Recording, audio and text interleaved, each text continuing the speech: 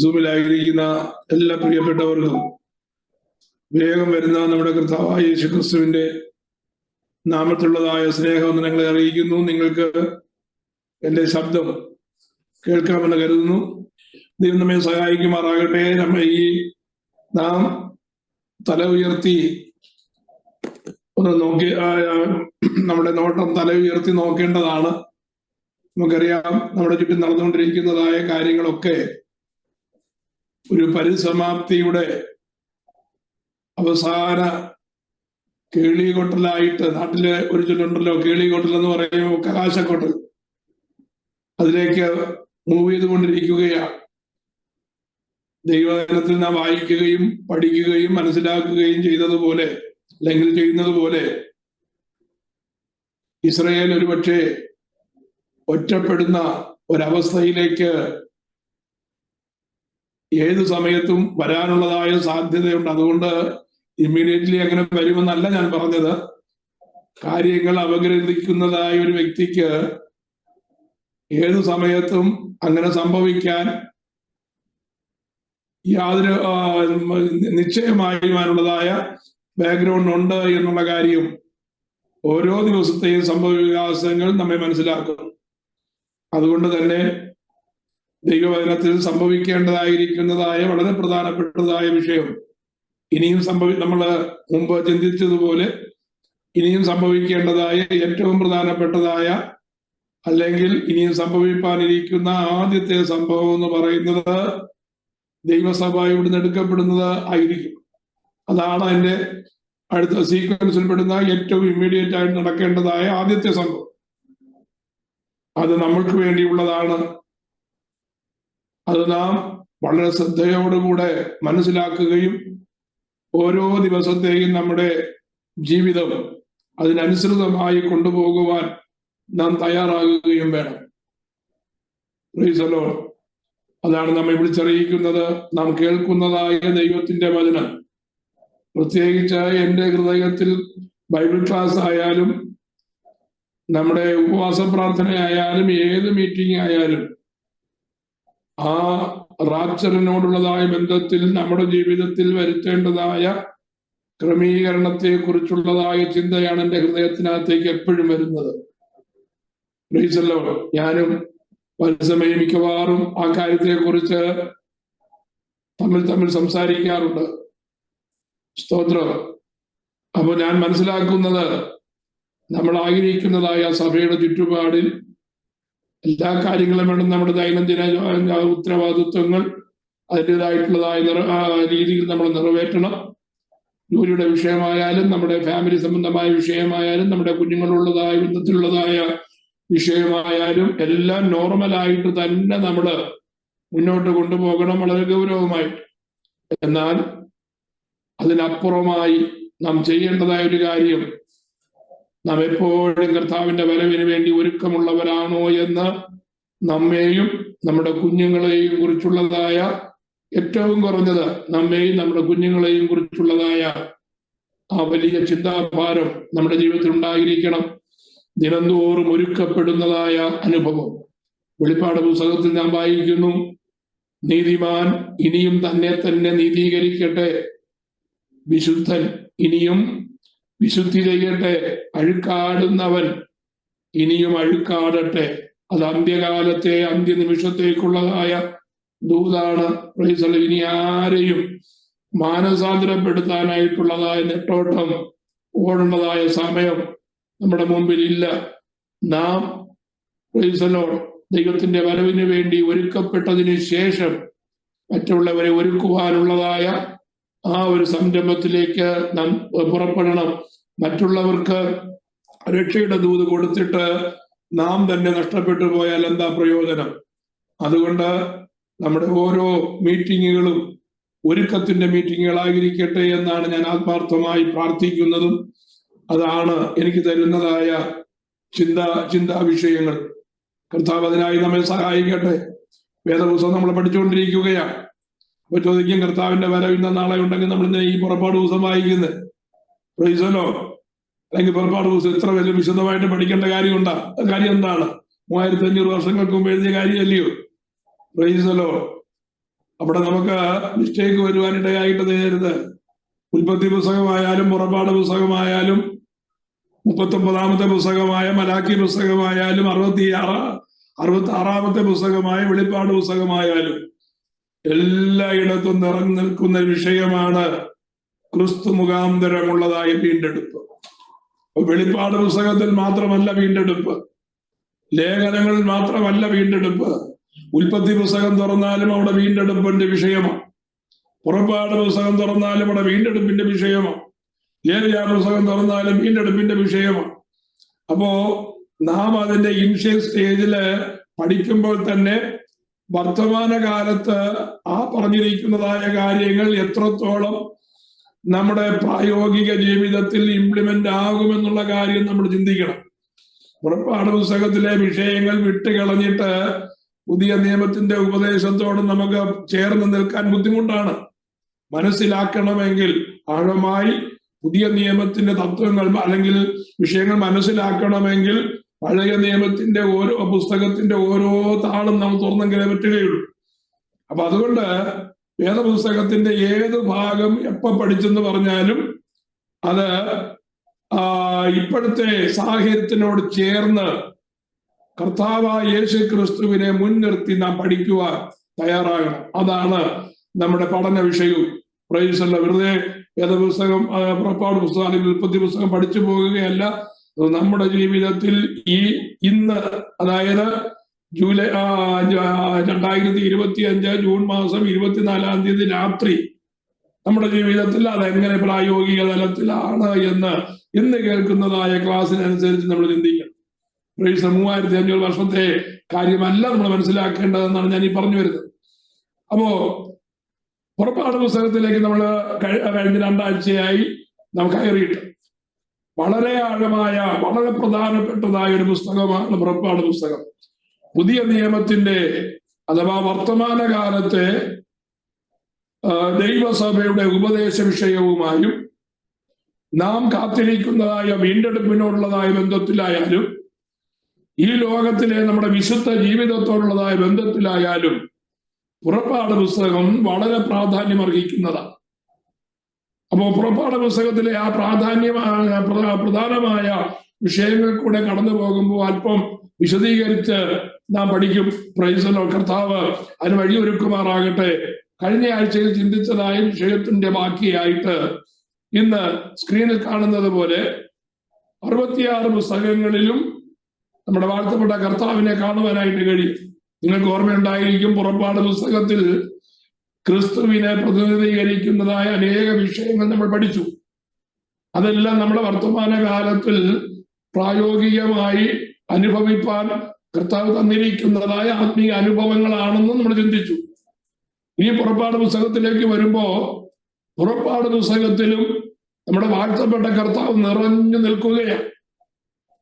അതും പാപത്തിന്റെ, ഇസ്രായേലിന്റെ അടിമത്വത്തിൽ 400 വർഷമായി ഭാരപ്പെട്ട് കിടന്നതായ അടിമത്വത്തിൽ കഷ്ടപ്പെട്ട ഊഴിയ വേലയ്ക്ക് അടിമകളായിരുന്നതായ ഒരു ജനത്തെ അവിടുന്ന് വിടുവിച്ച് കനാൻ നാട്ടിലേക്ക്, വാഗ്ദത്ത ദേശത്തേക്ക് കൊണ്ടുപോകേണ്ടതിനു വേണ്ടി ദൈവം അവരുടെ ജീവിതത്തിൽ ചെയ്തതായ ക്രിയകൾ എന്തൊക്കെയാണെന്നുള്ളതാണ് പുറപ്പാട് പുസ്തകത്തിലെ വിഷയം.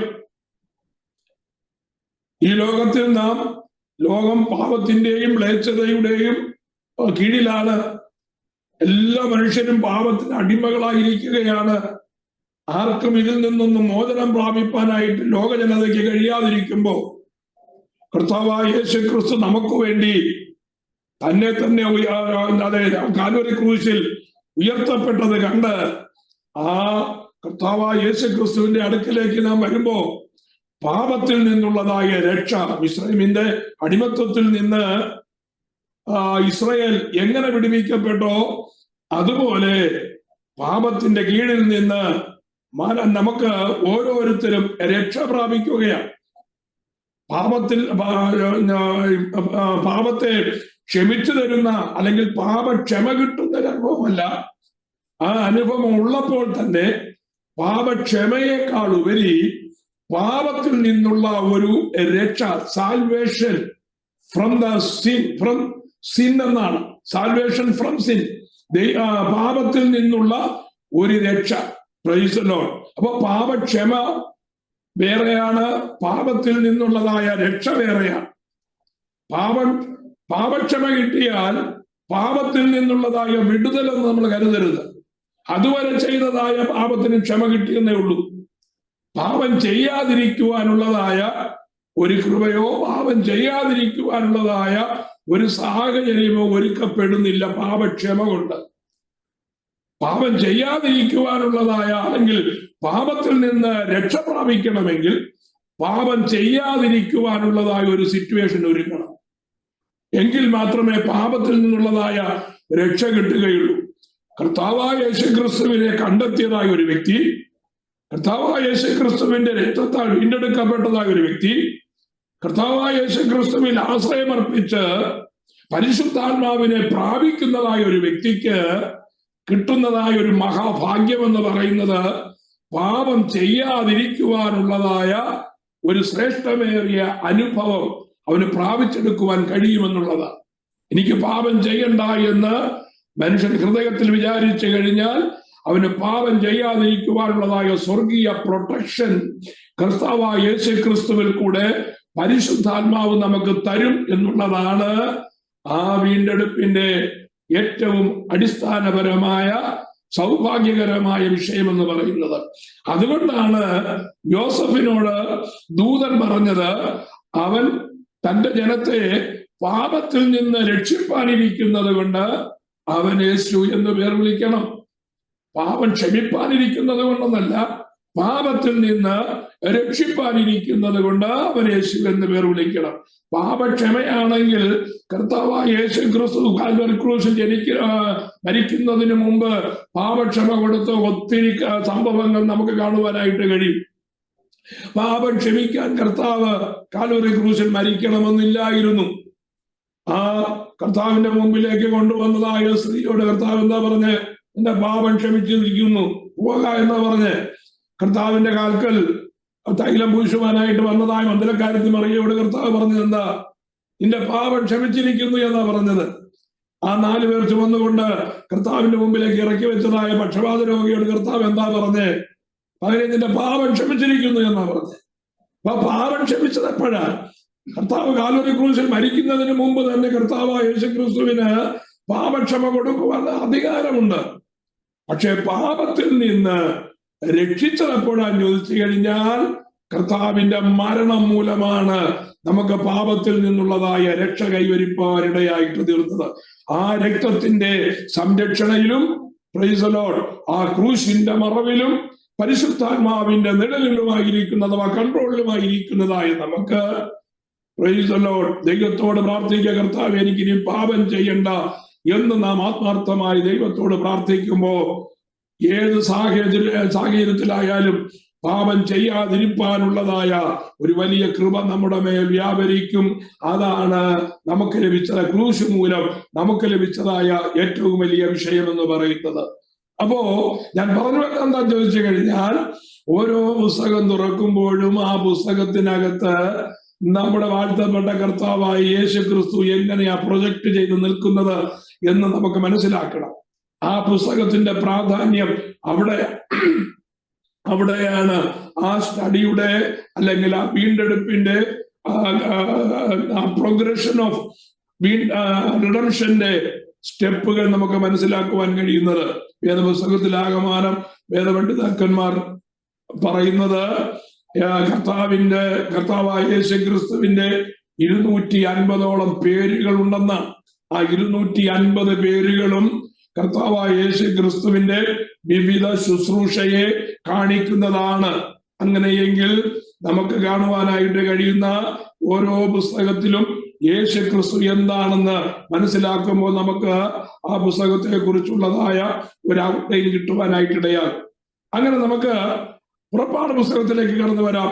പുറപ്പാട് പുസ്തകത്തിലെ ഏറ്റവും പ്രധാനപ്പെട്ടതായ കഥാപാത്രം എന്ന് പറയുന്നത് നമുക്കറിയാം. ആരാണ്? മോശയാണ് ഏറ്റവും പ്രധാനപ്പെട്ടതായ കഥാപാത്രം. മോശ ദൈവസന്നിധിയിലേക്ക്, മോശയുടെ ജനനം, മോശയുടെ ബാല്യകാലം, മോശയുടെ യൗവനകാലം, മോശയുടെ ആയുസിന്റെ മധ്യകാലഘട്ടം, മോശയുടെ ആയുസിന്റെ അന്ത്യകാലഘട്ടം. ഇതൊക്കെ നമുക്ക് പുറപ്പാട് പുസ്തകത്തിൽ കാണുവാനായിട്ട് കഴിയും. പുറപ്പാട് പുസ്തകത്തിലെ ഏറ്റവും പ്രധാനപ്പെട്ട വ്യക്തി എന്ന് പറയുന്നത് മോശയാണ്. നമുക്കറിയാം, പുറപ്പാട് പുസ്തകത്തിൽ മോശയെ അങ്ങോട്ട് മാറ്റി നിർത്തിയാൽ കർത്താവായ യേശു ക്രിസ്തുവിനെ കാണാം. അങ്ങനെയെങ്കിൽ മോശയും കർത്താവായ യേശു ക്രിസ്തുവും തമ്മിൽ നമുക്കൊന്ന് ചേർത്ത് പഠിക്കുന്നത് നല്ലതായിരിക്കും. വിചാരിക്കരുത് ഞാൻ മോശയെ നമ്മുടെ വാഴ്ത്തപ്പെട്ട കർത്താവുമായിട്ട് കമ്പയർ ചെയ്യുകയാണ് എന്ന് ഒരിക്കലും വിചാരിക്കരുത്. നമ്മുടെ വാഴ്ത്തപ്പെട്ട കർത്താവിനോട് തുല്യപ്പെടുത്തുവാൻ ഈ ഭൂമിയിൽ, ഈ പ്രപഞ്ചത്തിൽ ഒന്നുമില്ല. കർത്താവായ യേശു ക്രിസ്തു യുണീക്കാണ്. കർത്താവായ യേശു ക്രിസ്തുവുമായി താരതമ്യപ്പെടുത്തുവാൻ, കമ്പയർ ചെയ്യുവാൻ ഈ ഉലകത്തിൽ പിറന്നതായ ഒരു മനുഷ്യനുമായും താരതമ്യപ്പെടുത്തുവാൻ കഴിയത്തില്ല. എല്ലാറ്റിനും മീതെയുള്ളവനാണ് നമ്മുടെ വാഴ്ത്തപ്പെട്ട കർത്താവ്. പിന്നെ എന്തുകൊണ്ടാണ് മോശയും ക്രിസ്തുവുമായിട്ട് നമ്മൾ ചേർത്ത് പഠിക്കുന്നതെന്ന് ചോദിച്ചാൽ, മോശ 120 വർഷം ഈ ഭൂമിയിലായിരുന്നു കൊണ്ട് തന്നെ ഏൽപ്പിച്ചതായ ദൗത്യം നിർവഹിച്ചു. കർത്താവായ യേശു ക്രിസ്തു സ്വർഗത്തിൽ പിതാവിന്റെ മടിയിൽ ആയിരുന്നതായ കർത്താവായ യേശു ക്രിസ്തുവിനെ കാലസമ്പൂർണതയെങ്കിൽ മാനവജാതിയുടെ രക്ഷയ്ക്ക് വേണ്ടി എന്ത് ചെയ്തു? ഭൂമിയിലേക്ക് അയച്ചു. 33.5 വർഷം നമ്മുടെ വാഴ്ത്തപ്പെട്ട കർത്താവ് എവിടെയായിരുന്നു? ഭൂമിയിലായിരുന്നു. അപ്പോ ആ 33.5 വർഷം കൊണ്ട് കർത്താവായ യേശു ക്രിസ്തു ചെയ്തതായ ഒത്തിരി കാര്യങ്ങളുണ്ട്. താൻ ജനനം മുതൽ കടന്നുപോയതായ ജീവിത സാഹചര്യങ്ങളുണ്ട്. ആ ജീവിത സാഹചര്യങ്ങളുമായി മോശ എപ്രകാരം ബന്ധപ്പെട്ടിരിക്കുന്നു, മാത്രമല്ല തന്റെ ജനമായ ഇസ്രയേലിനുള്ളതായ ബന്ധത്തിൽ മോശ എന്തെല്ലാം ശുശ്രൂഷകൾ ചെയ്തുവോ ആ ശുശ്രൂഷകളെ കർത്താവായ യേശു ക്രിസ്തു ഭൂമിയിലായിരുന്നപ്പോ ഈ ലോകത്തിനു വേണ്ടി താൻ ചെയ്തതായ ആ ശുശ്രൂഷകളെ തമ്മിൽ ഒന്ന് താരതമ്യപ്പെടുത്തി പഠിക്കുകയാണ്. ഞാൻ പറഞ്ഞ മനസ്സിലായോ? മോശയും യേശു ക്രിസ്തുവും തമ്മിൽ ചേർത്ത് വെച്ച് പഠിക്കുമ്പോ മോശയ്ക്ക് തുല്യമായി ക്രിസ്തുവിനെ ഒരിക്കലും കാണരുത്. മോശയേക്കാൾ എത്രയോ ഉന്നതനാണ് നമ്മുടെ വാഴ്ത്തപ്പെട്ട കർത്താവ്. പക്ഷേ അവരുടെ ശുശ്രൂഷകൾക്ക് തമ്മിൽ ഈ ലോകത്തിലായിരുന്നപ്പോൾ മോശയുടെ ജീവിതവും കർത്താവായ യേശു ക്രിസ്തുവിന്റെ ജീവിതവും തമ്മിൽ അഭേദ്യമായ ബന്ധമുണ്ട്. 7 കൂട്ടം കാര്യങ്ങളിൽ അവർ തമ്മിൽ ബന്ധപ്പെട്ടിരിക്കുന്നത് ഞാൻ വേഗത്തിൽ ഒന്ന് പറഞ്ഞു പോകാം. ഒന്നാമത്, രണ്ടുപേരും പ്രവാചകന്മാരാണ്, ഭരണകർത്താക്കളാണ്. ഇത് 12ാം ക്ലാസ്സിൽ ഞാൻ പറഞ്ഞതായ വിഷയമാണ്. അപ്പോ രണ്ടുപേരും, മോശയും പ്രവാചകനാണ്, യേശുവും പ്രവാചകനാണ്. മോശയും തന്റെ ജനത്തിന്റെ ഭരണം നിർവഹിച്ചവനാണ്, യേശുവും രാജാവായി പിറന്നവനാണ്. അപ്പോ തന്നെ വിസ്തരിക്കുമ്പോ ഭരണാധികാരിയായ പിലാത്തോസ് കർത്താവായ യേശുവിനോട് ചോദിച്ചു, നീ യഹൂദന്മാരുടെ രാജാവാണോ എന്ന് ചോദിച്ചപ്പോ അതെ ഞാൻ തന്നെ എന്ന് യാതൊരു സംശയവും കൂടാതെ ഉറപ്പോടുകൂടി കർത്താവ് പറഞ്ഞു. അപ്പോ മോശ പ്രവാചകനാണ്, യേശുവും പ്രവാചകനാണ്. മോശ ഭരണകർത്താവാണ്, യേശുവും ഭരണകർത്താവാണ്. രണ്ടാമത്തെ കാര്യം, മോശ സ്വന്തം ജനമായ ഇസ്രയേലിനെ മിസ്രയീമിൽ നിന്ന് രക്ഷിപ്പാനായിട്ടാണ് കിട്ടിയതായ ദൗത്യം. എന്താണ്? To save the people of Israel from the slavery of Egypt. അതാണ് മോശയ്ക്ക് കിട്ടിയതായ മിനിസ്ട്രി. എന്താണ് നമ്മുടെ വാഴ്ത്തപ്പെട്ട കർത്താവായ യേശു ക്രിസ്തുവിന് കിട്ടിയതായ മിനിസ്ട്രി? യേശു ക്രിസ്തു കിട്ടിയ മിനിസ്ട്രി എന്ന് പറയുന്നത് ലോകം മുഴുവനും കർത്താവായ ദൈവത്തിന്റെ ജനമാണ്. ലോകത്തെ പാപത്തിൽ നിന്ന് രക്ഷിപ്പാനായിട്ടാണ് കർത്താവായ യേശു ക്രിസ്തു വന്നത്. അപ്പോ സ്വന്തം ജനത്തെ രക്ഷിപ്പാനായിട്ടാണ് കർത്താവ് വന്നത്. came to save their own people. Moses came to save his own people and Jesus came to this earth for saving all the mankind, that is his own people. അപ്പൊ രണ്ടുപേരും രക്ഷിപ്പാനായി സേവിയറായിട്ട് രണ്ടുപേരും കടന്നു വന്നു. ഇനി മൂന്നാമത്തെ വിഷയം, ചെറുപ്പത്തിൽ രണ്ടുപേരും ശത്രുക്കൾ മൂലമുള്ളതായ ഭയത്തിന്റെ നിഴലിലായിരുന്നു. lived under fear of enemies during childhood. അവരുടെ ശൈശവകാലത്ത് നമുക്കറിയാം, മോശ ജനിച്ചു കഴിഞ്ഞപ്പോ ആ ജനിച്ചതായ സമയത്ത് ആൺകുഞ്ഞുങ്ങളെ എല്ലാം നൈൽ നദിയിൽ എറിഞ്ഞു കൊല്ലുവാനായിട്ട് ഫറവോൻ കൽപ്പനയിട്ടു. നമുക്കറിയാവുന്ന കാര്യമാണ്. അതുപോലെ തന്നെ യേശുക്രിസ്തു ജനിച്ചു കഴിഞ്ഞപ്പോ വിദ്വാൻമാർ തന്നെ കളിയാക്കി എന്ന് മനസ്സിലാക്കിയതായ ഹെരോദാവ് എന്താ ചെയ്തത്? ആ സമയം കാൽക്കുലേറ്റ് ചെയ്തിട്ട് 2 വയസ്സിന് താഴെയുള്ളതായ എല്ലാ ആൺകുഞ്ഞുങ്ങളെയും നിഷ്കരുണം കൊന്നുകളയുവാനായിട്ട് തന്റെ സൈന്യത്തിന് കൽപ്പന കൊടുക്കുകയാണ്. അപ്പൊ രണ്ടുപേരും തങ്ങളുടെ ആ ശൈശവകാലത്ത് മരണത്തെ മുഖാമുഖമായി അല്ലെങ്കിൽ മരണ നിഴലിന്റെ കീഴിൽ അവർ പാർത്തിരുന്നവരാണ്. both lived under fear of enemies during childhood. ഇനി നാലാമത്തെ വിഷയം എന്ന് പറയുന്നത്, രണ്ടുപേരും മഹത്വവും ധനവും ഉപേക്ഷിച്ചവരാണ്. gave up glory and riches. രണ്ടുപേരും എന്ത് ചെയ്തു? അവർക്ക് കിട്ടേണ്ടിയിരുന്നതായ മഹത്വവും ധനവും ഉപേക്ഷിച്ച് കർത്താവിനെ കുറിച്ച് നമുക്ക് പ്രത്യേകിച്ച് ഒന്നും പറയേണ്ട കാര്യമില്ല. ഫിലിപ്പിയ ലേഖനത്തിലെ ആ വാക്യം മാത്രം ഞാൻ കൂടെ പറയാറുള്ളതായ വാക്യം മാത്രം ഓർത്തിരുന്നാൽ മതി. എന്താണ്? ദൈവ സാദൃശ്യത്തിലിരിക്കെ ദൈവത്തോടുള്ളതായ സമത്വം മുറുകെ പിടിച്ചുകൊള്ളണമെന്ന് വിചാരിക്കാതെ എന്ത് ചെയ്തു? ലോകത്തിലേക്ക് ഇറങ്ങി വന്നതായ കാര്യം അപ്പോസ്തലനായ പൗലോസ് വളരെ വിശദമായി എഴുതിയിരിക്കുകയാണ്. ഈ ഭൂലോകത്തിന്റെ ഉടമയായിരിക്കുന്ന, സൃഷ്ടിതാവായിരിക്കുന്ന, സകലത്തെ നിയന്ത്രിക്കുന്ന, സകലത്തിനും അവകാശിയായ യേശു ക്രിസ്തുവിന് തലചായ്പാൻ ഒരിടമില്ല. കരം കൊടുക്കുവാൻ 2 വെള്ളിക്കാശ് കർത്താവിന്റെ കയ്യിലില്ല. പാർക്കുവാൻ ഒരിടമില്ല. Praise the Lord. ആ ഒരു അനുഭവത്തിലായിരുന്നു കർത്താവ് ലോകത്തിലായിരുന്നപ്പോൾ. മോശയെ നോക്കിക്കേ, മോശ 40-ാമത്തെ വയസ്സുവരെ ഈ ലോകത്തിൽ കിട്ടാവുന്നതായ സകലവിധ സന്തോഷവും അനുഭവിച്ച വ്യക്തിയാണ് ഫറവോന്റെ കൊട്ടാരത്തിൽ. പക്ഷെ 40-ാമത്തെ വയസ്സ് മുതൽ താനും തനിക്ക് ലഭിക്കേണ്ടിയിരുന്നതായ അടുത്ത ഫറവോൻ എന്നുള്ളതായ പദവി ഉപേക്ഷിച്ചു. തനിക്ക് കിട്ടേണ്ടതായ മഹത്വം ഉപേക്ഷിച്ചു. ആ മിസ്രൈമിലെ ധനം ഉപേക്ഷിച്ചു.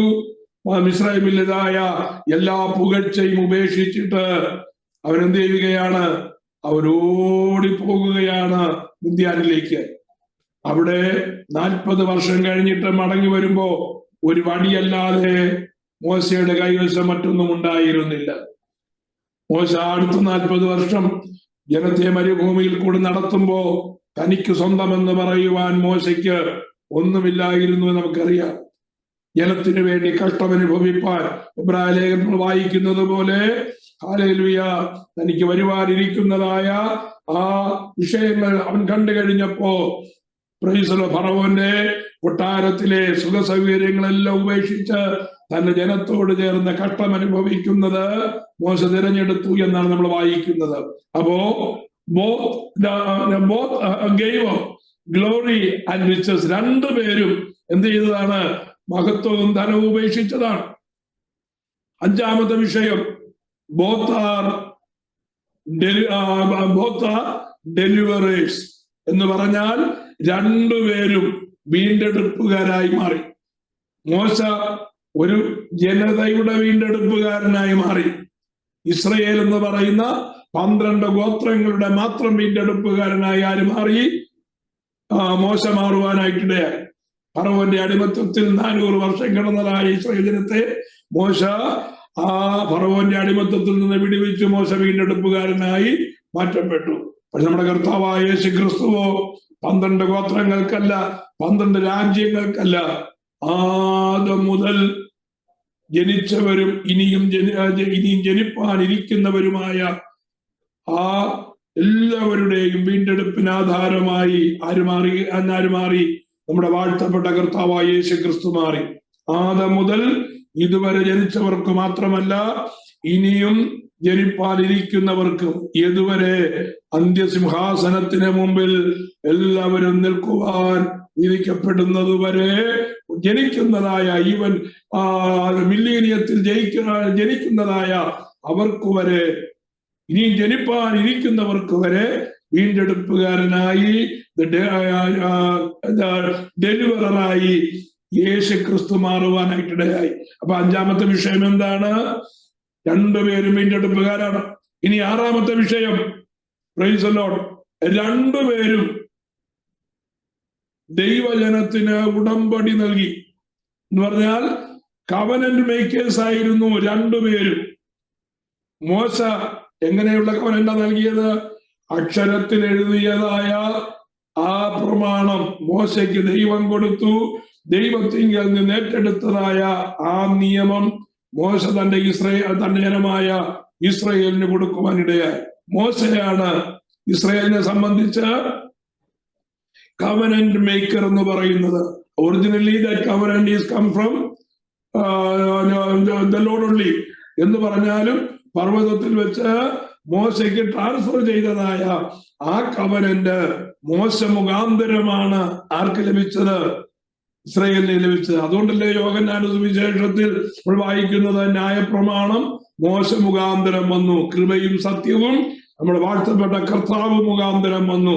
കർത്താവ് മുഖാന്തരം നമുക്ക് ലഭിച്ചതായ കവനന്റ് എന്താണ്? കാൽവറി ക്രൂശിൽ കർത്താവിന്റെ രക്തത്തിന്റെ അടുക്കലേക്ക് വരുന്നതായി ആരെയും കർത്താവ് ഉപേക്ഷിക്കുകയില്ല.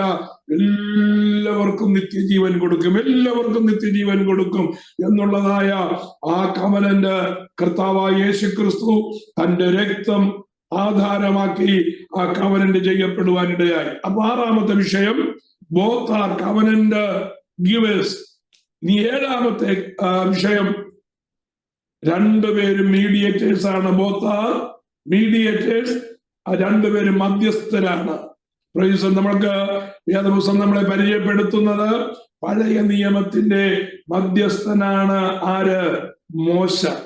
എന്നാൽ പഴയ നിയമത്തിൽ തന്റെ ജനമായിരിക്കുന്നതായ ഇസ്രായേലിനു വേണ്ടി ഇടിവിൽ നിന്നതിനേക്കാൾ അപ്പുറം കർത്താവായ യേശു ക്രിസ്തു നമ്മുടെ മധ്യത്തിൽ, മനുഷ്യനും ദൈവത്തിനും മധ്യത്തിൽ ഏക മധ്യസ്ഥനായി നിൽക്കുന്നു എന്ന് അപ്പോസ്തലനായ പൗലോസ് നമ്മോട് പറയുകയാണ്. തിമോത്തിയോസിന്റെ ലേഖനം രണ്ടാം അധ്യായം 5-ാമത്തെ വാക്യം വായിക്കുമ്പോ നമുക്കത് കാണുവാനായിട്ട് കഴിയും. എന്താ അവിടെ എഴുതിയിരിക്കുന്നത്? അവിടെ എഴുതിയിരിക്കുന്നത് ഇതാണ്: ദൈവത്തിനും മനുഷ്യനും മധ്യസ്ഥൻ ഒരുവൻ. ദൈവം ഒരുവനല്ലോ, ദൈവത്തിനും മനുഷ്യനും മധ്യസ്ഥനും ഒരുവൻ. അത് മനുഷ്യനായ ക്രിസ്തു യേശു തന്നെ എന്ന് എഴുതിയിരിക്കുന്നതായ ഭാഗം നമുക്ക് കാണുവാനായിട്ട് കഴിയും. അപ്പോ ഒന്നാമത്തെ വിഷയം, പുറപ്പാട് പുസ്തകത്തിൽ ക്രിസ്തുവിനെ മോശയ്ക്ക് തുല്യനായി കാണുകയാണ്. അല്ലെങ്കിൽ ശുശ്രൂഷയുള്ളതായ ബന്ധത്തിൽ മോശയ്ക്ക് നമുക്ക് പ്രൈസ് ദി ലോർഡ്, മോശ എന്തെല്ലാം ചെയ്തുവോ അതിനേക്കാൾ അപ്പുറവും ചെയ്തതായിട്ട് നമുക്ക് കാണുവാൻ കഴിയും. ഒന്ന്, പുറപ്പാട് പുസ്തകത്തിലെ ക്രിസ്തു എന്ന് പറയുന്നത് മോശയ്ക്ക് താരതമ്യം ചെയ്യത്തക്ക രീതിയിൽ നിൽക്കുകയാണ്. ഈ രണ്ടാമത്തെ വിഷയം, ക്രിസ്തു ആരാണ്? പുറപ്പാട് പുസ്തകം 3-ാം അധ്യായത്തിന്റെ 13 and 14 verses. Who is our Lord? അവിടെ മോശ തന്നെ ദൈവത്തോട് ചോദിക്കുന്ന ഒരു ചോദ്യമാണ്. എനിക്ക് അങ്ങേ പരിചയമുണ്ട്, എനിക്ക് അങ്ങ് ആരാണെന്ന് മനസ്സിലായി, ഹോരേബിൽ വെച്ച് വെളിപ്പെട്ടു വന്നതായ ദൈവം ആരെന്ന് എന്നെ സംബന്ധിച്ചൊരു സംശയവുമില്ല. പക്ഷേ ഞാൻ മിസ്രൈമിലേക്ക് ചെല്ലുമ്പോ അവരെന്നോട് ചോദിക്കും, നീ ആര് എന്ന് ചോദിച്ചാൽ ഞാൻ എന്താ ഉത്തരം പറയട്ടെ? കാരണം കഴിഞ്ഞ 400 വർഷമായി യാതൊരു ബന്ധവുമില്ലാതെ കിടക്കുന്നതായ ഒരു കൂട്ടം ജനമാണിത്. ഏത്? ഇസ്രായേലിലെ ജനം. അപ്പൊ അവർ ചോദിക്കുകയാ, യഹോവ ആരെന്ന് ചോദിച്ചു കഴിഞ്ഞാൽ ഞാൻ എന്താ ഉത്തരം പറയേണ്ടത്? അല്ലെങ്കിൽ ഫറവോൻ ചോദിക്കുകയാ, ആരാ ഞാനെന്ന് ചോദിച്ചു കഴിഞ്ഞാൽ ഞാനെന്താ ഉത്തരം പറയേണ്ടത് എന്ന് ചോദിക്കുമ്പോ യഹോവയായ ദൈവം തന്നെ തന്നെ പരിചയപ്പെടുത്തി കൊടുക്കുകയാണ് താൻ ആരെന്നുള്ളതായ കാര്യം. എന്താണ് പറയുന്നത്? ഞാനാകുന്നവൻ ഞാനാകുന്നു എന്നാണ് അവിടെ എഴുതിയിരിക്കുന്നത്. മലയാളത്തിൽ എഴുതിയിരിക്കുന്നത് ഞാനാകുന്നവൻ ഞാനാകുന്നു എന്നാണ്. എന്നാൽ അത് ഒറിജിനൽ ഭാഷയിൽ എഴുതിയിരിക്കുന്ന ഞാൻ പല പ്രാവശ്യം പറഞ്ഞിട്ടുണ്ട്. ഇഹയ്യ ആഷേർ ഇഹയ്യ എന്ന് പറഞ്ഞാൽ എന്താ അതിന്റെ അർത്ഥം? അതിന്റെ അർത്ഥം എന്ന് പറയുന്നത് സകലത്തെയും സൃഷ്ടിച്ചതായ ആരോ അവനാണ് ഞാൻ. സകലത്തെ ഈ നീ കാണുന്നതായ സകലത്തെയും, പ്രപഞ്ചമുണ്ടല്ലോ, നക്ഷത്രജാലങ്ങളുണ്ടല്ലോ, ഈ കാണുന്നതായ സമുദ്രമുണ്ടല്ലോ, മരുഭൂമി ഉണ്ടല്ലോ, ഫറവോന്റെ ഈജിപ്റ്റ് ഉണ്ടല്ലോ, ഈ ലോകത്തിൽ കാണുന്നതായ ഈ ലോകത്തിൽ കാണുന്നതായ സകലവും, ഈ പ്രപഞ്ചത്തിൽ കാണുന്നതായ സകലതും സൃഷ്ടിച്ച ഒരുവനുണ്ടല്ലോ, ആ സൃഷ്ടിച്ചവനാണ് ഞാൻ. അതാണ് മോശയ്ക്ക് ദൈവമായ യഹോവ പരിചയപ്പെടുത്തുന്നത്. ആരാണ്? ഞാനാകുന്നവൻ ഞാനാണ്. Praise the Lord. I am who I am. Ihaya Asher Ihaya. Praise the Lord. About the God who created everything from the emptiness, from nothing. The God who called into existence everything from the state of absolute nothing. That God is still working. ഒന്നുമില്ലായ്മയിൽ നിന്ന്, ശൂന്യതയിൽ നിന്ന്, ഒന്നുമില്ലാതിരിക്കുമ്പോ അതിൽ നിന്ന് സകലത്തെയും ഉളവാക്കുക മാത്രമല്ല, അതിനെ ഇപ്പോഴും സംരക്ഷിച്ചു കൊണ്ടിരിക്കുന്ന ഒരുവൻ, അതാണ് ഞാൻ. Price the Lord. ആ ഞാൻ എന്നുള്ളതായ വാക്കിന് അതാണ് അർത്ഥം. ഇതേ പ്രൊനൗൺസിയേഷൻ, ഇതേ കാര്യം നമുക്ക് പുതിയ നിയമത്തിൽ കാണുവാൻ കഴിയും. എവിടെ കാണുവാൻ കഴിയും? യോഹന്നാന്റെ സുവിശേഷം പഠിക്കുന്ന ഒരാളിന് വാഴ്ത്തപ്പെട്ട കർത്താവായ യേശു ക്രിസ്തുവിന്റെ വായിൽ നിന്ന് വന്ന ഞാനാകുന്നു എന്ന 7 മൊഴികൾ നമുക്ക് കാണുവാൻ കഴിയും. അത് പല പ്രാവശ്യം ഞാനത് പറഞ്ഞിട്ടുള്ളതാണ്. ഞാനാകുന്നു ഞാനാകുന്നു എന്ന് 7 പ്രാവശ്യം കർത്താവ് വിവിധ സാഹചര്യങ്ങളിൽ തന്റെ ശുശ്രൂഷയോടുള്ളതായ ബന്ധത്തിൽ താൻ ആരെന്ന് വ്യക്തമാക്കുന്നത് നമുക്ക് കാണുവാനായിട്ട് കഴിയും. 6-ാം അധ്യായം, യോഹന്നാന്റെ സുവിശേഷം 6-ാം അധ്യായത്തിലേക്ക് വരുമ്പോ 5 അപ്പം കൊണ്ട് 5000 പേരെ പോഷിപ്പിച്ചു കഴിഞ്ഞിട്ട് കർത്താവ് പറഞ്ഞു, നിങ്ങൾ വയറിന്റെ പ്രശ്നത്തിന് വേണ്ടിയാണ് നിങ്ങൾ എന്നെ പിൻപറ്റുന്നത്. ഈ നശിച്ചു പോകുന്നതായ ആഹാരത്തിന് വേണ്ടിയാണ് നിങ്ങൾ എന്റെ പുറകെ വന്നത്. പക്ഷേ ഞാൻ നിങ്ങളോട് പറയുന്നു, നശിച്ചു പോകുന്ന ആഹാരത്തിനായിട്ടല്ല, എന്നേക്കും നിൽക്കുന്ന അപ്പത്തിനായി, ആഹാരത്തിനായി തന്നെ നിങ്ങൾ വാഞ്ചിക്കണം. ഞാൻ ജീവന്റെ അപ്പമാകുന്നു, എന്നെ തിന്നുന്നവൻ ഞാൻ മൂലം ജീവിക്കുമെന്ന് കർത്താവ് പറയുവാനായിട്ടിടയായി. ഞാൻ ജീവന്റെ അപ്പമാകും. കർത്താവ് പറഞ്ഞതായ ഞാനാകുന്നു എന്ന് പറഞ്ഞതായ 1-ാമത്തെ മൊഴി. 2-ാമത്തെ മൊഴി നമുക്ക് 8-ാം അധ്യായത്തിൽ കാണുവാനായിട്ട് കഴിയും. 8-ാം അധ്യായത്തിലേക്ക് വരുമ്പോ അവിടെ ഞാൻ ലോകത്തിന്റെ വെളിച്ചമാകുന്നു എന്ന് കർത്താവ് പറയുവാനായിട്ടിടയായി. ഞാൻ ലോകത്തിന്റെ വെളിച്ചമാണ്. പർവ്വത പ്രസംഗത്തിൽ കർത്താവ് പറഞ്ഞു, നിങ്ങൾ ലോകത്തിന്റെ വിളക്കുകളാണ്, വെളിച്ചമാണ് എന്ന് പറഞ്ഞു. നമ്മളങ്ങനെ വെളിച്ചമായത് വെളിച്ചത്തിന്റെ സ്രോതസ്സായ കർത്താവായ യേശുക്രിസ്തുവിൽ നിന്ന് ഇരുട്ട് മാറ്റി, നമ്മളുണ്ടായിരുന്നതായ ഇരുട്ട് ആ പ്രകാശത്താൽ മാറ്റി കഴിഞ്ഞപ്പോ കർത്താവിന്റെ പ്രകാശം നമ്മുടെ മേൽ കടന്നു വന്ന് നമ്മളും ജ്യോതിസുകളായി, അല്ലെങ്കിൽ സോഴ്സ് ഓഫ് ലൈറ്റുകളായി നമ്മൾ മാറ്റപ്പെട്ടു. We are the source of light ആണ്. നമ്മൾ ജ്യോതിസുകളാണ്, പ്രകാശ സ്രോതസ്സുകളാണ്. അപ്പൊ നമ്മിൽ നിന്ന് എന്ത് പുറപ്പെടണം? നമ്മിൽ നിന്ന് പ്രകാശം പുറപ്പെടണം. നമ്മിൽ നിന്ന് ഒരിക്കലും ഇരുട്ട് പുറപ്പെടുവാൻ പാടില്ല. ഇരുട്ടെന്ന് പറഞ്ഞാൽ എന്താ? പിശാചിന്റെ പ്രവൃത്തികളാണ് ഇരുട്ട്. ദൈവത്തിന് ഹിതകരമല്ലാത്തത് ഒന്നും നമ്മിൽ നിന്ന് പുറപ്പെടാൻ പാടില്ല. അപ്പോ കർത്താവിന്റെ വരവിന് വേണ്ടി ഒരുക്കപ്പെട്ടിരിക്കുന്നതായ നാം ആരായി മാറരുത്? ഇരുട്ടായി മാറരുതെന്നാണ് പറഞ്ഞതിന്റെ താല്പര്യം. ദൈവം ആരാണ്? ദൈവം വെളിച്ചമാണ്. അതുപോലെ നാമും വെളിച്ചമായിരിക്കണം. Price the Lord. വീണ്ടും നമ്മൾ വായിക്കുന്നുണ്ട്, ഞാൻ നല്ല ഇടയനാണ്. ഞാൻ ആരാണ്? നല്ല ഇടയനാണ്. പിന്നെയും നമ്മൾ വായിക്കുന്നു, ഞാൻ വാതിലാണ്. Price the Lord. ഞാൻ പുനരുത്ഥാനവും ജീവനുമാണ്. കർത്താവ് തന്നെ പറഞ്ഞതാണ്, ഞാൻ പുനരുത്ഥാനവും ജീവനുമാണ്, ഞാൻ നല്ല മുന്തിരിവള്ളിയാണ്. Price the Lord. അപ്പൊ ഞാനാകുന്നവൻ ഞാനാകുന്നു എന്ന പഴയ പുറപ്പാട് പുസ്തകത്തിൽ കാണുന്നതായ ദൈവം യോഹന്നാന്റെ സുവിശേഷത്തിൽ വരുമ്പോ കർത്താവായ യേശു ക്രിസ്തു പറയുന്നത് ഞാനാകുന്നു എന്നാണ്. Price the Lord. അപ്പോ ആരാണ് നമ്മുടെ ദൈവം, അല്ലെങ്കിൽ ക്രിസ്തു ആരാണ്?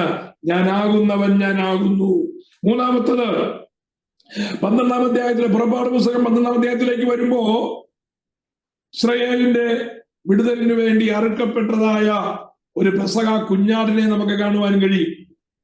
ആ പെസഹ കുഞ്ഞാടിനെ അറുത്ത് അതിന്റെ രക്തമെടുത്ത് കട്ടളക്കാലിന്മേലും കുറുമ്പടിമേലും പുരട്ടിയത് കൊണ്ടാണ് സംഹാരദൂതനിൽ നിന്ന് ഓരോ ഇസ്രായേൽ കുടുംബവും വിടുവിക്കപ്പെട്ടത്.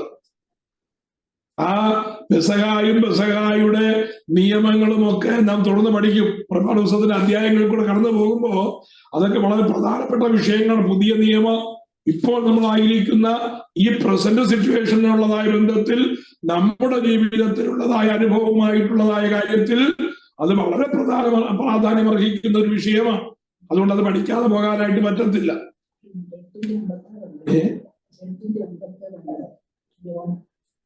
അല്ല, അത് 8:50 അത് ആ ഭാഗം വേറെ, ഞാൻ ഭാഗം മാറ്റിയത്.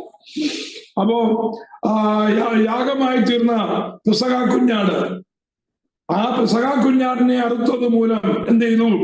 ഇസ്രായേൽ മക്കൾ സംഹാരദൂതനിൽ പെടാതെ രക്ഷ പ്രാപിപ്പാനിടയായി. പുതിയ നിയമത്തിലേക്ക് വരുമ്പോ പ്രൈസ് ദി ലോർഡ്, യോഹന്നാന്റെ സുവിശേഷത്തിൽ സ്നാപക യോഹന്നാൻ കടന്നു പോകുന്ന യേശുവിനെ ചൂണ്ടിക്കൊണ്ട് പറയുകയാണ്, ഇതാ ലോകത്തിന്റെ പാപത്തെ ചുമക്കുന്ന ദൈവത്തിന്റെ കുഞ്ഞാട്. ഒരു പ്രാവശ്യമല്ല, 2 പ്രാവശ്യം അത് യോഹന്നാൻ പറയുന്നതായിട്ട് നമുക്ക് കാണുവാൻ കഴിയും. Book of John chapter 1 verses 29 and verses 36. ഇനിയും കൊരിന്ത്യ ലേഖനത്തിലേക്ക് വരുമ്പോഴോ പൗലോസ് എന്താ പറയുന്നത്? പ്രൈസ് ദി ലോർഡ്, നമ്മുടെ പെസഹ കുഞ്ഞാടും അറുക്കപ്പെട്ടു, കർത്താവായ യേശു ക്രിസ്തു തന്നെ. അവ പുറപ്പാട് പുസ്തകത്തിൽ കാണുന്ന ആ പെസഹ കുഞ്ഞാടിനെ അവിടെ ഉപേക്ഷിച്ചിട്ട് നമ്മൾ അങ്ങോട്ടും പോകുകയല്ല. ആ പെസഹ കുഞ്ഞാട് പുതിയ നിയമത്തിലേക്ക് വന്ന് നമുക്ക് വേണ്ടി വെളിപ്പെട്ടിരിക്കുകയാണ്. ദൈവത്തിന്റെ കുഞ്ഞാടായി അത് നമുക്ക് വേണ്ടി അറുക്കപ്പെട്ടു. ഇന്നും ഈ ഞാൻ സംസാരിക്കുന്നതായ ഈ സമയത്തും കർത്താവായ യേശു ക്രിസ്തുവിന്റെ രക്തത്തിൽ ആശ്രയിക്കുന്ന ഒരു വ്യക്തിക്ക് പാപത്തിൽ നിന്നുള്ളതായ വിടുതല, നിത്യമരണത്തിൽ നിന്നുള്ളതായ രക്ഷയാണ്. അപ്പൊ നോക്കൂ, പുറപ്പാട് പുസ്തകത്തിലെ ക്രിസ്തു ഇന്ന് ഈ ജൂൺ മാസം 24-ാം തീയതി 9:45 ഈ സമയത്ത് എങ്ങനെ ജീവനോടെ നിൽക്കുന്നു എന്നുള്ളതാണ് ക്രിസ്തു വീണ്ടെടുപ്പിന് ആധാരമായി അന്നും ഇന്നും എങ്ങനെയാണെന്നുള്ളതാണ് നമ്മൾ പഠിക്കുന്നത്. അപ്പോ പുറപ്പാട് പുസ്തകവും നമ്മുടെ ജീവിതവുമായിട്ട് ബന്ധമുണ്ടോ? പ്രൈസ് ദി ലോർഡ്, നിശ്ചയമായും ബന്ധമുണ്ട്. ഇതാണ് ഓരോ പുസ്തകത്തിന്റെയും എക്സിസ്റ്റൻഷ്യൽ റീസൺ എന്ന് പറയുന്നത്. അതായത് ആ 3500 വർഷങ്ങൾക്ക് മുമ്പ് എഴുതപ്പെട്ടതായ പുസ്തകം ഇന്നും നാം പഠിക്കുന്നതിന്റെ പിന്നിലെ പ്രാധാന്യം എന്ന് പറയുന്നത് ഇന്നും വേദപുസ്തകത്തിൽ അത് എക്സിസ്റ്റ് ചെയ്യുവാൻ കാരണം അതിന്റെ ഇന്നത്തെ നിലനിൽപ്പിന്റെ വിഷയമായ പ്രാധാന്യം കൊണ്ടാണ്. ഞാൻ പറഞ്ഞു മനസ്സിലായല്ലോ. ഇങ്ങനെ ഓരോ പുസ്തകത്തിനും വർത്തമാനകാലവുമായിട്ട് അഭേദ്യമായ ബന്ധമുണ്ട്. വർത്തമാനകാലം മാത്രമല്ല, ഇനി വരുവാനിരിക്കുന്നതായ കാലങ്ങളുമായും പുസ്തകങ്ങൾക്ക് തമ്മിൽ ബന്ധമുണ്ട്. ഇനി 4-ാമത്തെ പുസ്തകത്തിലേക്ക് വരുമ്പോ 4-ാമത്തെ പോയിന്റ് ആയിട്ട് ക്രിസ്തുവിനെ നമുക്ക് കാണാൻ കഴിയുന്നത് പുറപ്പാട് പുസ്തകത്തിലെ ഉത്സവങ്ങളിൽ കൂടിയാണ്. പുറപ്പാട് പുസ്തകം 23-ാം അധ്യായം 14 മുതൽ 19 വരെയുള്ളതായ വാക്യങ്ങൾ നോട്ട് ചെയ്യണം. കേട്ടിട്ടൊക്കെ പോകാനല്ല, നിങ്ങൾ ഇതൊക്കെ വേദപുസ്തകത്തിൽ ഉള്ളതാണോ, ഞാനീ പറയുന്നതൊക്കെ ശരിയാണെന്നുള്ള കാര്യം ഒന്ന് ചെക്ക് ചെയ്യണം. ചെക്ക് ചെയ്തിട്ട് ഇതൊന്നും ഇല്ലാന്നുണ്ടെങ്കിൽ അടുത്ത പ്രാവശ്യം വരുമ്പോ ക്ലാസ് തുടങ്ങുന്നതിന് മുമ്പ് പറഞ്ഞേക്കണം, പക്ഷെ ഇതൊന്നും പുസ്തകത്തിൽ ഇല്ലാത്ത കാര്യമാണല്ലോ എന്ന് നിങ്ങൾ എൻ്റെ അടുത്ത് പറയണം. അപ്പൊ ചെക്ക് ചെയ്ത് ശരിയാണെന്ന് നിങ്ങളും കൂടെ എന്ത് ചെയ്യണം, ചെക്ക് ചെയ്ത് മനസ്സിലാക്കി ഉറപ്പാക്കണം. അപ്പൊ പുറപ്പാട് പുസ്തകം 23-ാം അധ്യായം 14 മുതലുള്ളതായ വാക്യങ്ങൾ വായിക്കുമ്പോൾ അവിടെ 3 ഉത്സവങ്ങളെ കുറിച്ച് രേഖപ്പെടുത്തിയിട്ടുണ്ട്. 3 അല്ല 4 ഉത്സവങ്ങളെ കുറിച്ച് രേഖപ്പെടുത്തിയിട്ടുണ്ട്.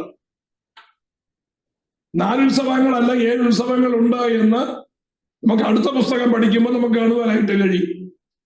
അപ്പോ ആ ഉത്സവങ്ങൾ ക്രിസ്തുവിന്റെ ശുശ്രൂഷകൾക്ക് നിഴലാണ്.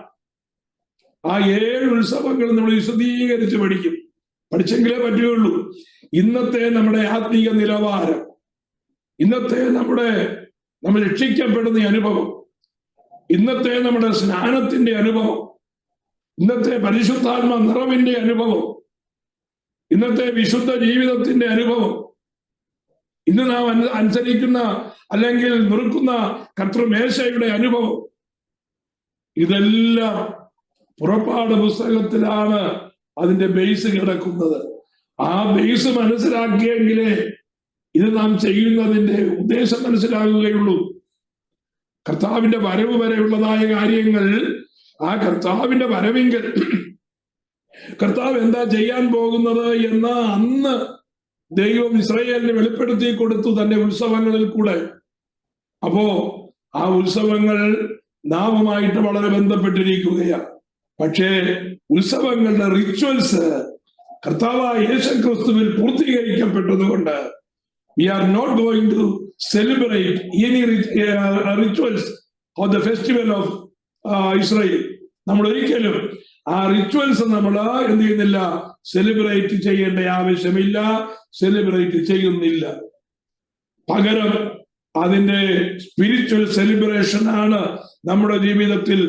അത് ഇന്ന മാസം, ഇന്ന ആഴ്ച, ഇത്ര ദിവസം എന്നുള്ളതല്ല.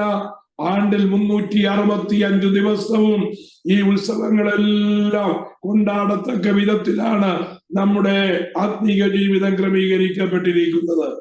അതുകൊണ്ട് there is no rituals and there is no particular days or months or a week or years in front of our Lord. ആത്മീക ജീവിതത്തിൽ ആണ്ടുകളും മാസങ്ങളും വർഷങ്ങളും ആ വിഷയത്തുള്ളതായ ബന്ധത്തിൽ നോക്കേണ്ട കാര്യമില്ല എന്നാണ് ഗലാത്യ ലേഖനത്തിൽ പൗലോസ് നമ്മെ ഓർപ്പിക്കുന്നത്. അല്ലാതെ ബർത്ത്ഡേ ആഘോഷിക്കുന്നതിനെതിരോ വിവാഹ വാർഷികം ആഘോഷിക്കുന്നതിനെതിരോ അല്ലെങ്കിൽ കുഞ്ഞുങ്ങളുടെ ജയത്തിന്റെ സന്തോഷം ആചരിക്കുന്നതിനെതിരോ അല്ല വാക്യം എന്നുള്ള കാര്യം കഴിഞ്ഞ ആഴ്ചയിൽ ഞാൻ പറഞ്ഞ കാര്യമായതുകൊണ്ട് ഞാൻ മുന്നോട്ട് പോകട്ടെ. 5-ാമത്തെ വിഷയം എന്ന് പറയുന്നത് ക്രിസ്തുവിനെ എവിടെ കാണാം? പെസഹ കുഞ്ഞാട് അറുക്കപ്പെടുന്നതോടുകൂടെ മിസ്രയീമിന്റെ അടിമത്തത്തിലായിരുന്നതായ ഇസ്രായേൽ എന്നേക്കുമായി മിസ്രയീം വിട്ട് പുറപ്പെട്ടു പോകുകയാണ്. ഇനി ഒരിക്കലും എങ്ങോട്ടില്ല? മിസ്രയീമിലേക്കില്ല.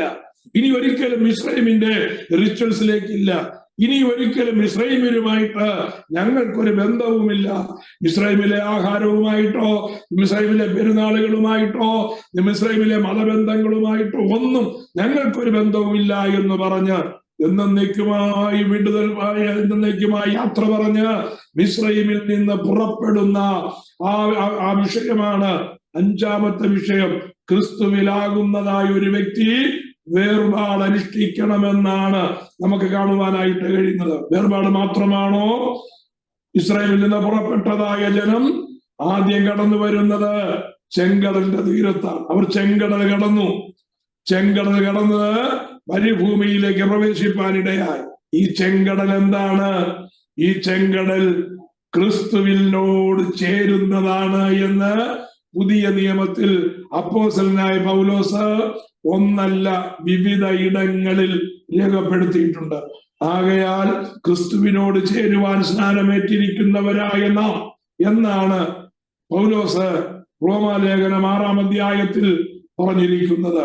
കൊരിന്ത്യ ലേഖനത്തിലേക്ക് വരുമ്പോ അവരെല്ലാവരും എന്ത് ചെയ്തു? ചെങ്കടൽ കടന്ന് മരുഭൂമിയിലേക്ക് വന്നു. ഇത് സ്നാനത്തിന് ഒരു നിഴലാണ് എന്ന് പൗലോസ് അവിടെ വ്യക്തമാക്കുകയാണ്. അപ്പോ പുതിയ നിയമത്തിൽ നാം ചെയ്യുന്നതായ ആ ഉപദേശങ്ങളുണ്ടല്ലോ, ആ ഉപദേശങ്ങളുടെ ബേസ് അല്ലെങ്കിൽ ആരംഭം അല്ലെങ്കിൽ അതിന്റെ ജെനിസിസ് എന്ന് പറയുന്നത് പുറപ്പാട് പുസ്തകത്തിലാണ്. പുറപ്പാട് പുസ്തകത്തിൽ ആ ചെങ്കടലിൽ കൂടി മിസ്രൈമിൽ നിന്ന് പുറപ്പെടുന്നതായ ജനം ക്രിസ്തുവിൽ കൂടെ കടന്നു, അല്ലെങ്കിൽ ചെങ്കടലിൽ കൂടെ കടന്നു, അവർ മരുഭൂമിയിലേക്ക് പ്രവേശിക്കുകയാണ്. അതുപോലെ നാമും ക്രിസ്തുവിനോട് ചേരുവാൻ സ്നാനപ്പെട്ട് ഈ മരുഭൂയാത്രയിൽ, ക്രിസ്തീയ യാത്രയിലേക്ക് നാം കടന്നിരിക്കുന്നു എന്ന് നമുക്ക് കാണുവാനായിട്ട് കഴിയും. അപ്പോ അവിടെ നമുക്ക് ക്രിസ്തുവിനെ കാണുവാൻ കഴിയുന്നത് ചെങ്കടലിന്റെ അനുഭവത്തിലാണ്. ഇനി നമുക്ക് ആറാമത്തെ വിഷയത്തിലേക്ക് വരുമ്പോ, ആറാമത്തെ വിഷയം എന്ന് പറയുന്നത് മന്നയും പാറയിലെ വെള്ളവുമാണ്. ജീവന്റെ അപ്പവും ഇസ്രായേലിനെ പിന്തുടർന്ന നമ്മുടെ രക്ഷയായ പാറയും. Manna and water from the rock, bread of life and the rock that followed Israel and the rock of our salvation. നമ്മുടെ രക്ഷയാകുന്ന പാറ. മോശ പാറയെ ആദ്യം അടിച്ച് അതിൽ നിന്ന് വെള്ളം പുറപ്പെടുവിക്കുവാനിടയായി. ഹോരേബിൽ വെച്ച് തകർക്കപ്പെട്ടതായ പാറ എന്ന് നാം കാണുന്നു. ആ പാറ ഒരിടത്ത് സ്റ്റേഷനറി ആയി നിന്നില്ല എന്നാണ് നമുക്ക് കാണുവാൻ കഴിയുന്നത്.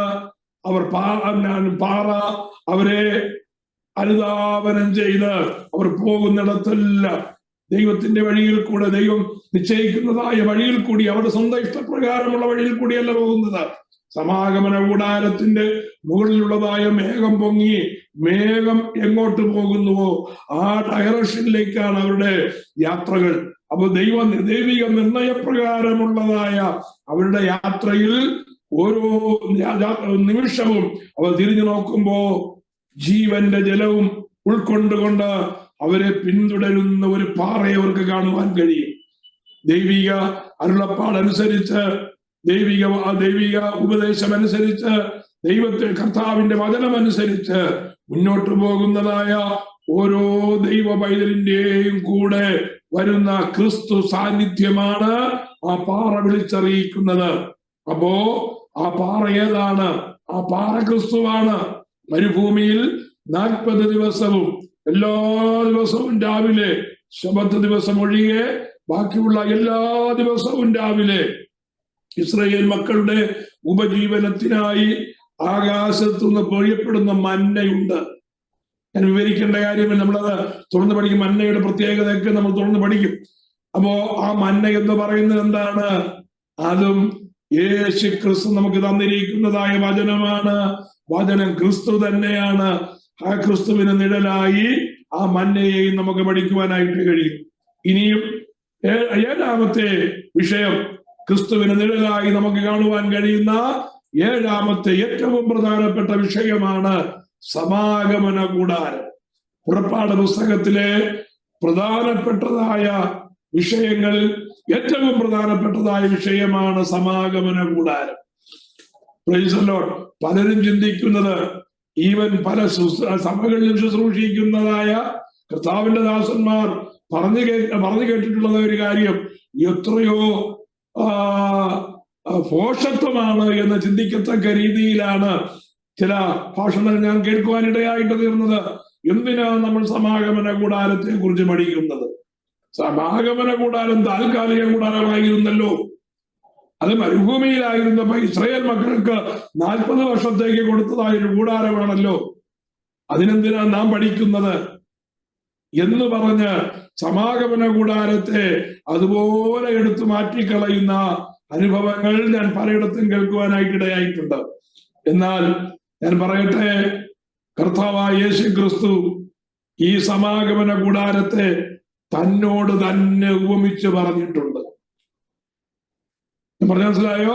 സമാഗമന കൂടാരത്തെ തന്നോട് തന്നെ ഉപമിച്ച് പറഞ്ഞേക്കുന്നതായ കർത്താവിന്റെ മൊഴി നാം സമാഗമന കൂടാരത്തെ കുറിച്ച് പഠിക്കും. ഞാൻ നേരത്തെ ഒരു സഭായോഗത്തിന് എടുത്തതായ കാര്യമാണ്. നിങ്ങൾക്ക് അതൊരു വിഷയം ഓർമ്മ കാണുമെന്ന് എനിക്കറിയാം.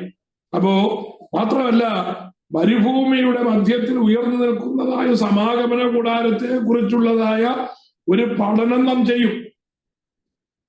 അത് വിശദീകരിച്ച് നേരത്തെ പഠിപ്പിച്ചിട്ടുള്ളതുമാണ്. എന്റെ ലാപ്ടോപ്പില് ആ പഠനം അതുപോലെ കിടപ്പുണ്ട്. ഒരു പ്രസന്റേഷനായിട്ട് എല്ലാ ഡയഗ്രവും ചേർത്ത് കിടപ്പുണ്ടെന്നാണ്. അപ്പൊ നമ്മളത് പുറപ്പാട് പുസ്തകം പഠിക്കുമ്പോ അതിനകത്തുള്ളതായ സമാഗമന കൂടാരത്തിന്റെ പുറമൂടി തുടങ്ങി അതിന്റെ ദൂരെ നിന്നുള്ളതായ ആ വിഷൻ ഉൾപ്പെടെ അടുത്തേക്ക് വരുമ്പോ അതിന്റെ പ്രാകാരത്തിനകത്തുള്ളതായ തിരുനിവാസത്തിന്റെ അകത്തുള്ളതായ 2 ഭാഗങ്ങൾ, വിശുദ്ധ സ്ഥലം, അതിപരിശുദ്ധമായ സ്ഥലം, അവിടെയുള്ളതായ വസ്തുക്കൾ എല്ലാം നാം പഠിക്കുമ്പോ ഓരോന്നിലും നമുക്ക് കാണുവാൻ കഴിയുന്നത് നമ്മുടെ വാഴ്ത്തപ്പെട്ട കർത്താവായ യേശു ക്രിസ്തുവിനെയാണ്. അപ്പൊ സമാഗമന കൂടാരം മാറ്റിവെച്ചിട്ട് ഒരു ക്രിസ്തീയ പൈതലിന് ഇന്നത്തെ ആരാധനയെ കുറിച്ചോ ദൈവവചനത്തിന്റെ ശുശ്രൂഷയെ കുറിച്ചോ സ്നാനത്തെ കുറിച്ചോ പൗരോഹിത്യ അല്ലെങ്കിൽ നമ്മളായിരിക്കുന്നതായ കർത്താവിന്റെ പുരോഹിതന്മാരായിരിക്കുമ്പോ നമ്മുടെ ശുശ്രൂഷയെ കുറിച്ചോ ഒന്നും മനസ്സിലാക്കുവാൻ കഴിയത്തില്ല സമാഗമന കൂടാരം മാറ്റിവെച്ചാൽ. Price the Lord. അതുകൊണ്ട് അതിന് വളരെ പ്രധാനപ്പെട്ടതായ പഠനമാണ് ഈ സമാഗമന കൂടാരവും അതിനകത്തുള്ളതായ ഉപകരണങ്ങളും കാണിക്കുന്നത് നമ്മുടെ വാഴ്ത്തപ്പെട്ട കർത്താവായ യേശു ക്രിസ്തുവിനെയാണ്. ഒടുവിലായി പുറപ്പാട് പുസ്തകത്തിലെ ക്രിസ്തുവിന് നിഴലായി നാം കാണുന്നതായ കാര്യം ദ ഹൈ പ്രീസ്റ്റ്, മഹാപുരോഹിതനെ നമുക്ക് കാണുവാൻ കഴിയുമോ? The high priest, his dress and ministry are the shadow of Christ. മഹാപുരോഹിതനായ യാതൊരു അർഹതയും ഇല്ലാതിരുന്നതായ ഒരു മനുഷ്യനാണ് അഹരോൻ. അഹരോനെ ആലയത്തിലേക്ക് അല്ലെങ്കിൽ ദൈവം മോശയോട് കൂടി പുറപ്പെട്ടു വന്നു. മരുഭൂമിയിൽ വെച്ച് പ്രമാണം കൊടുക്കുവാനായിട്ട് മോശയെ പർവ്വതത്തിൽ കയറ്റിയപ്പോ യഹോവയായ ദൈവം പറഞ്ഞു, ഞാൻ അഹരോനെ എന്റെ മഹാപുരോഹിതനായി, ഇസ്രായേലിന്റെ മഹാപുരോഹിതനായി ഞാൻ ഒന്നാമത്തെ മഹാപുരോഹിതനെ അഭിഷേകം ചെയ്യുവാൻ മോശയ്ക്ക് കൽപ്പന കൊടുത്തു. എന്നിട്ട് അഹരോന് ആ അഭിഷേക തൈലം തലയിൽ വീണ് കഴിഞ്ഞപ്പോ പിന്നെ അഹരോനെ കാണുന്നത് അഹരോന്റെ ഇഷ്ടത്തിനനുസരിച്ചുള്ള ഡ്രസ്സിലല്ല, അഹരോന്റെ ഇഷ്ടത്തിനനുസരിച്ചുള്ളതായ സ്വഭാവത്തിലല്ല, അഹരോന്റെ ഇഷ്ടത്തിനനുസരിച്ചുള്ളതായ പെരുമാറ്റത്തിലല്ല, അഹരോന്റെ ഇഷ്ടത്തിനനുസരിച്ചുള്ളതായ റിലേഷൻഷിപ്പുമല്ല. എല്ലാറ്റിലും ഒരു മാറ്റം വന്നു. ആ അഹരോനിട്ടിരിക്കുന്നതായ ഡ്രസ് ഉൾപ്പെടെ, അഹരോന്റെ ശുശ്രൂഷ ഉൾപ്പെടെ അതെല്ലാം ക്രിസ്തുവിനെ പ്രൊജക്ട് ചെയ്യുന്നത്. അഹരോന്റെ ഡ്രസ്സിനെ കുറിച്ച് പഠിക്കുമ്പോ 7 കൂട്ടം ഡ്രസ് ഐറ്റംസ് ആണ് നമ്മൾ കാണുന്നത്. Price the Lord. നമുക്ക് വിവിധ ഡ്രസ്, നമ്മുടെ ശരീരത്തിൽ കാണുന്നതായ വിവിധ ഡ്രസ് ഐറ്റംസ് ഉണ്ടല്ലോ. അതുപോലെ തന്നെ അഹരോന്റെ ശരീരത്തിലുള്ളതായ ഡ്രസ് ഐറ്റംസ് 7 സെപ്പറേറ്റ് ഐറ്റംസ് നമുക്ക് കാണുവാൻ കഴിയും. ഈ 7 ഐറ്റംസിലും ക്രിസ്തുവിനെയും ക്രിസ്തു തന്റെ ജനത്തിനു വേണ്ടി ചെയ്യുന്നതായ ശുശ്രൂഷയെയും നമുക്ക് കാണുവാനായിട്ട് കഴിയും. കർത്താവായ യേശു ക്രിസ്തു വരുന്നത് വരെ ആ മഹാപുരോഹിതനായിരുന്നു ക്രിസ്തുവിന് നിഴലായിരുന്നത്. യേശു ക്രിസ്തു പൗരോഹിത്യ ശുശ്രൂഷ ഏറ്റെടുക്കുന്നതിന് തൊട്ടു മുമ്പ് അന്നത്തെ പുരോഹിതനായ കയ്യഫാവ് തന്റെ വസ്ത്രം സ്വയം വലിച്ചു കീറി. ഒരു മഹാപുരോഹിതൻ തന്റെ വസ്ത്രം സ്വയം വലിച്ചു കീറിയാൽ ആ മഹാപുരോഹിത സ്ഥാനം എന്നേക്കുമായി അവൻ നഷ്ടപ്പെടുകയാണ്. ആ ഇസ്രയേലിൽ ഉണ്ടായിരുന്നതായ അവസാനത്തെ പുരോഹിതനായ ആ കയ്യഫാവ് തന്റെ വസ്ത്രം വലിച്ചു കീറിയതിൽ കൂടെ പൗരോഹിത്യ ശുശ്രൂഷ, മോശമുഖാന്തരമുള്ളതായ പൗരോഹിത്യ ശുശ്രൂഷ എന്നേക്കുമായി അവസാനിച്ചു എന്ന് തിരുവചനത്തിൽ നമുക്ക് കാണുവാനായിട്ട് കഴിയും. മാത്രമോ കർത്താവായ യേശു ക്രിസ്തു മരിച്ചു കഴിഞ്ഞപ്പോ ആലയത്തിന്റെ തിരശീല മുകൾ തൊട്ട് അടിവരെ 2ആയി ചിന്തിപ്പോയി. പിന്നെ നമുക്ക് എന്ത് ചെയ്യാൻ, എന്ത് സ്വാതന്ത്ര്യം കിട്ടി? പ്രാകാരത്ത് നിൽക്കേണ്ടവരല്ല നാം. നേരിട്ട് ക്രിസ്തു എന്നതായ ക്രിസ്തു തന്റെ ദേഹമെന്ന തിരശീല നമുക്ക് വേണ്ടി ചിന്തിയത് നിമിത്തം ആ തിരശീല ഒരു തടസ്സമില്ലാതെ നമുക്ക് കൃപാസനത്തിലേക്ക് നേരിട്ട് കടന്നു ചെല്ലത്തക്ക രീതിയിൽ കർത്താവ് നമ്മുടെ മഹാപുരോഹിതനായി തീരുവാനിടയായി. അപ്പോ ഇസ്രായേലിന്റെ മഹാപുരോഹിതനെ നാം ശുശ്രൂഷം പഠിക്കണം. അവന്റെ ഡ്രസ് ഐറ്റംസ് എന്തൊക്കെയാണെന്ന് പഠിക്കണം, ശുശ്രൂഷ എന്താണെന്ന് പഠിക്കണം. അതെല്ലാം നമ്മളെ വാഴ്ത്തപ്പെട്ട കർത്താവായ യേശു ക്രിസ്തുവിനെ പ്രൊജക്ട് ചെയ്യുന്നതാണ്. അപ്പോ ഈ 8 കൂട്ടം കാര്യങ്ങളാണ് ഈ പുറപ്പാട് പുസ്തകത്തിൽ നമുക്ക് കാണുവാനായിട്ട് കഴിയുന്നത്. Price the Lord. ക്രിസ്തുവിനെ ക്രിസ്തുവിനെ പുറപ്പാട് പുസ്തകത്തിൽ ശരിയായി മനസ്സിലാക്കി കഴിഞ്ഞാൽ പുതിയ നിയമ സഭയെക്കുറിച്ചും ആരാധനയെക്കുറിച്ചും നമ്മുടെ സ്ഥാനത്തെക്കുറിച്ചും ഒക്കെ ഉള്ളതായ അടിസ്ഥാനപരമായ അറിവ് നമുക്ക് ലഭിക്കാൻ കഴിയും. അതിൽ കൂടെ നമുക്ക് ലഭിക്കുന്നതായ വീണ്ടെടുപ്പ് എപ്രകാരമാണെന്ന് കാണുവാൻ കഴിയും. അതാണ് പുറപ്പാട് പുസ്തകത്തിലെ കർത്താവായ യേശു ദൈവത്തിന്റെ മനുഷ്യനോടുള്ളതായ വീണ്ടെടുപ്പിൻ പദ്ധതി. നമ്മുടെ വിഷയം മറന്നുപോകല്. വേദപുസ്തകത്തിലെ പുസ്തകങ്ങൾ കൂടെ ദൈവത്തിന്റെ വീണ്ടെടുപ്പിന്റെ പദ്ധതി, പ്ലാൻ ഓഫ് റിഡംഷൻ ആണ് നാം പഠിച്ചുകൊണ്ടിരിക്കുന്നത്. പുറപ്പാട് പുസ്തകത്തിൽ അടുത്ത് നമുക്ക് ആ വീണ്ടെടുപ്പിന്റെ ആരംഭം പഠിക്കുവാനായിട്ട് കർത്താവ് സഹായിക്കുമാറാകട്ടെ. ഇത്രയും പറഞ്ഞ് ഞാൻ തൽക്കാലം എന്റെ ക്ലാസ് അവസാനിപ്പിക്കുകയാണ്. ദയവായി നിങ്ങൾ ഈ കിട്ടുന്നതായ കാര്യങ്ങൾ നമ്മുടെ ഇന്നത്തെ വർത്തമാനകാലത്തെ നമ്മുടെ ക്രിസ്തീയ ജീവിതവുമായി ഒന്ന് കമ്പയർ ചെയ്ത് എവിടെങ്കിലും എന്തെങ്കിലും സംശയങ്ങൾ നിങ്ങൾക്കുണ്ട് എങ്കിൽ നിങ്ങൾ ചോദിക്കുവാൻ മടിക്കരുത്. ഏത് തരത്തിലുള്ളതായ സംശയമാണെങ്കിലും നിങ്ങൾ എന്റെ പേഴ്സണൽ വാട്സപ്പിലേക്ക് നിങ്ങൾക്ക് അയക്കേണ്ടതിന് സ്വാതന്ത്ര്യമുണ്ട്. ദൈവം സഹായിക്കുമാറാകട്ടെ. കണ്ണുകളെ അടയ്ക്കാം, പ്രാർത്ഥിക്കാം. നിങ്ങൾക്ക് മനസ്സിലായി എന്ന് ഞാൻ കരുതുന്നു.